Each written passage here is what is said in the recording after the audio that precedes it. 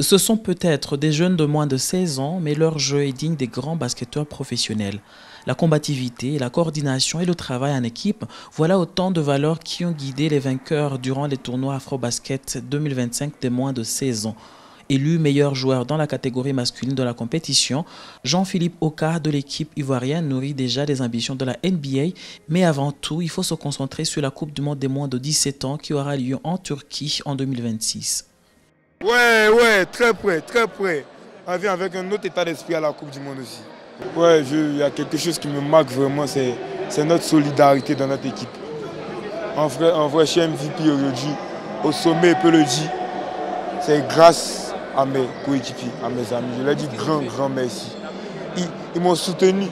Ils ont cru en moi, ils ont dit hey, tu seras MVP, ne te décourage pas. Parce que le match précédent, j'avais pas bien joué, j'avais mis 6 points je crois.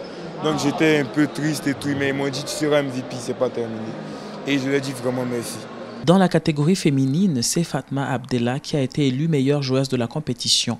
La joueuse de 15 ans a enregistré une moyenne de 6,2 points, 4,3 rebonds, 5,5 interceptions et 5 passes décisives et dont l'Égypte a soulevé son tout premier trophée du tournoi. Je suis très contente et reconnaissante envers mes coéquipières et tous les entraîneurs. Pour que ce moment puisse arriver, ce sont surtout eux qui ont contribué la plus grande partie.